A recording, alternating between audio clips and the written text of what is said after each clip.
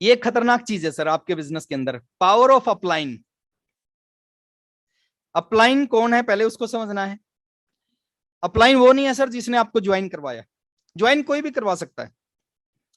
Upline कौन है? Upline वो है जो आपको पाल रहा है इस बिजनेस में, जो आपको गाइड कर रहा है, जो आपका रास्ता दिखा रहा है आगे बढ़ने का। ज्वाइन करवाने वाला हो सकता है आपके बिजनेस में हो ही ना, जैसे जिन्होंने मेरे को ज्वाइन करवाया था वो इस बिजनेस में नहीं है, लेकिन जिन्होंने मेरे को पाला, रास्ता दिखाया, मैं उनको अपना अपलाइन मानता हूं।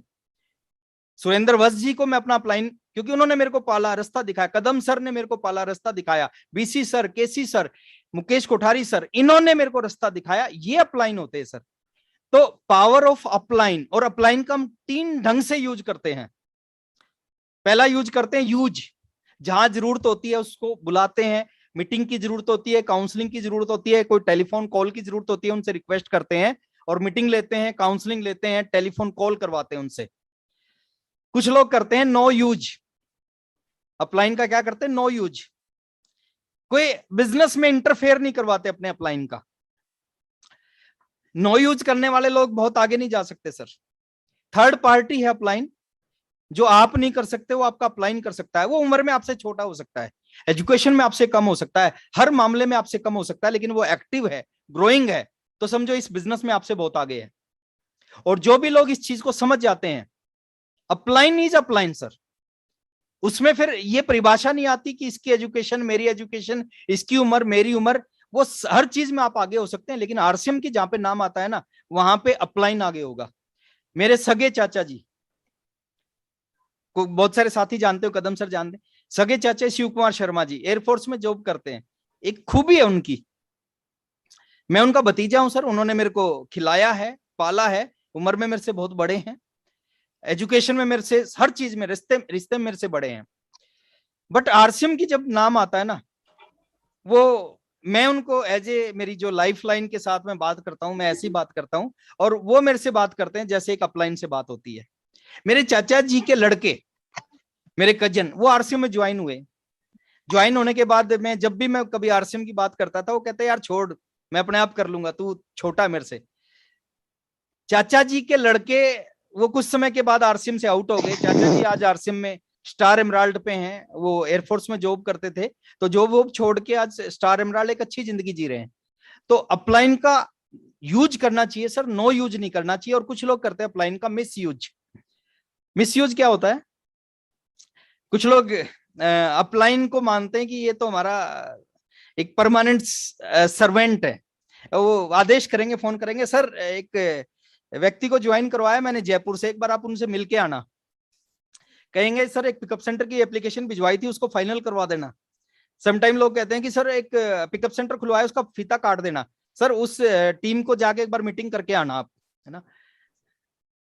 जो मिसयूज करते हैं सर, जो नो यूज करते हैं, कहीं नहीं जाएंगे, वो यहीं रह जाएंगे इस बिजनेस में। लेकिन जो यूज करते हैं अपलाइन का, आपको इस्तेमाल करना आना है अपलाइन को, कहां कब इस्तेमाल। देखिए, जहां पे छोटी सी गोली से काम चले वहां गोली चलानी चाहिए, वहां पे बम नहीं चलाना चाहिए।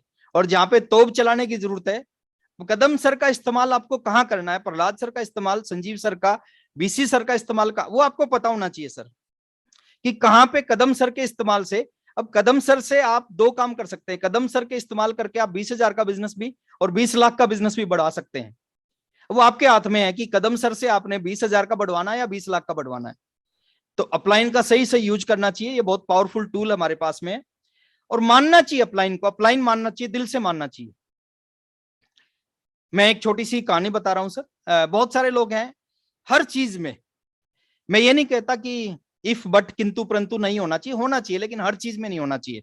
अगर कोई अपलाइन, ग्रोइंग अपलाइन आपसे कोई बात कह रहा है, उसके पीछे लॉजिक होता है, उस लॉजिक को हमने समझना चाहिए। हर बात में इफ बट किंतु परंतु करेंगे, बात नहीं बनेगी। रामायण का एक एग्जांपल देता हूं मैं आपको। रामायण में 2 कैरेक्टर थे, एक हनुमान जी थे, एक लक्ष्मण जी थे। और दोनों के जो अपलाइन थे वो राम जी थे। यानी राम जी की एक लेग में हनुमान जी थे, एक लेग में लक्ष्मण जी थे। इस भाषा में आप जल्दी समझेंगे। अब दोनों में अंतर क्या था सर? दोनों डाउनलाइन में अंतर क्या था? एक डाउनलाइन को राम जी अपलाइन कोई भी बात बोलते, वो हर बात में इफ बट किंतु परंतु लगाते थे। लक्ष्मण जी को कुछ भी बोलते, वो कहते ऐसा क्यों करें, क्या हो जाएगा? मैं तो नहीं करूंगा ऐसा, है ना, आपको भी नहीं करना चाहिए। हर बात में राम जी की हर बात में इफ बट किंतु परंतु लगाते थे। और जो दूसरी डाउनलाइन थी हनुमान जी, वो क्या करते थे? वो हर बात में वो कहते राम जी ने कहा है तो वो ठीक होगा, जो राम जी कहेंगे वो मैं करूंगा। अब एक डाउनलाइन की इफ बट किंतु परंतु, दूसरी डाउनलाइन वो कहते जो कहा वो करूंगा, क्योंकि अपलाइन के पास एक्सपीरियंस होता है। जो आप जिस रास्ते पे आज आप चल रहे हो, आपके अपलाइन आज से 5 साल 7 साल 10 साल 15 साल पहले वहां पे चल के जा चुके हैं। इस दीवार पे सिर मारने से सिर फूटेगा। अब दो तरीके हैं सर, या तो किसी ने सिर मारा है वो बता रहा है उसकी बात को मान लो, या फिर सिर मार के चेक कर लो फूटेगा कि नहीं फूटेगा। अब दोनों रास्ते आपके हाथ में है, दोनों ऑप्शन आपके हाथ में है, कौन सा सही रहेगा वो डिसीजन हमने लेना है।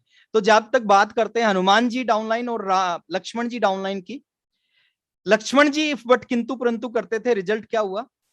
रिजल्ट हुआ कि आज पूरे हिंदुस्तान में अकेले लक्ष्मण जी का एक भी मंदिर नहीं है, यानी उनके नीचे एक भी डाउनलाइन नहीं है। और दूसरी डाउनलाइन हनुमान जी की बात करें, वो यस ओके बोलते थे, हर चीज में विश्वास था कि जो राम जी कहेंगे वो सही कहेंगे, गलत नहीं कह सकते। दूसरी डाउनलाइन को विश्वास था अपलाइन के ऊपर, और उस विश्वास का रिजल्ट क्या आया कि आज पूरे हिंदुस्तान में राम जी से भी ज्यादा मंदिर हनुमान जी के हैं, यानी राम जी से भी बड़ी पिन हनुमान जी के पास है। तो ये पावरफुल चीज है सर, इसको इस्तेमाल करना सीखो, यूज करना सीखो, ये बहुत आगे लेके जा सकती है आपको। तो पावर ऑफ अपलाइन।